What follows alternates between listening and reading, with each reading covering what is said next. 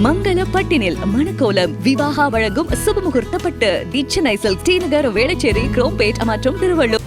சென்னை கிண்டியில் உள்ள ஆளுநர் மாளிகையில் நடைபெறும் தேநீர் விருந்தில் அமைச்சர்கள் சேகர் பாபு, மா சுப்பிரமணியன், அன்பரசன், ரகுபதி உள்ளிட்டோர் பங்கேற்றுள்ளனர். விவரங்களோடு இணைகிறார் எமது செய்தியாளர் ராஜேஷ். ராஜேஷ், வணக்கம். விவரங்கள். சூசனா, வணக்கம். ஒவ்வொரு ஆண்டும் குடியரசு தினம் மற்றும் சுதந்திர தினத்தன்று மாலையில் ஆளுநர் மாளிகையிலே தேநீர் விருந்து நடைபெறுவது வழக்கம். அந்த நாளிலே தமிழ்நாட்டினுடைய சட்டமன்றத்தில் இடம்பெற்றிருக்கக்கூடிய முக்கிய அரசியல் கட்சியினுடைய தலைவர்கள், குறிப்பாக சட்டமன்ற உறுப்பினர்கள், முன்னாள் சட்டமன்ற உறுப்பினர்கள், தொழிலதிபர்கள் என பலதரப்பட்ட சிறப்பு விருந்தினர்கள் அந்த தேநீர் விருந்திலே பங்கேற்று ஒரு ஆரோக்கியமான சூழல் உருவாவதற்காகவும் தமிழ்நாட்டின் வளர்ச்சி குறித்து விவாதிப்பதற்காகவும் இந்த நிகழ்ச்சி பல ஆண்டுகளாக நடத்தப்பட்டு வருகின்றது.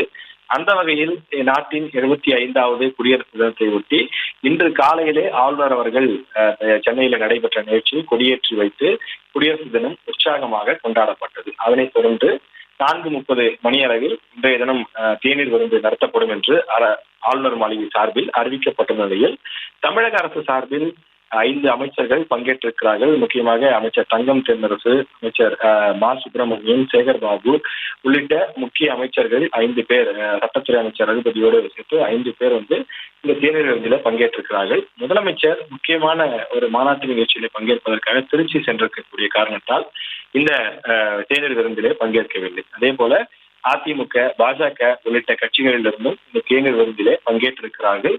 அதே போல பல்வேறு தொழில் நிறுவனங்களை சார்ந்த முக்கிய தொழிலாளர்கள், அதே போல கல்லூரிகளை சேர்ந்த பிசி துணைவேந்தர்கள் மற்றும் கல்லூரியினுடைய முதல்வர்கள் உள்ளிட்ட பலதரப்பட்டவர்களும் இந்த ஆளுநர் மாளிகையில் நடைபெறக்கூடிய தேநீர் விருந்திலே பங்கேற்றிருக்கிறார்கள்.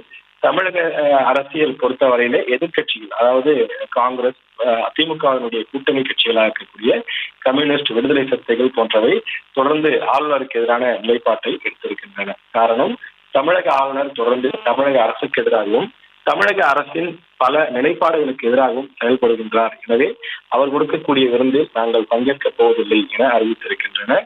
இந்த நிலையில் தற்போது தேநீர் விருந்து கிண்டியில் இருக்கக்கூடிய ராஜ்பவனில் தொடங்கி நடைபெற்று வருகின்றது.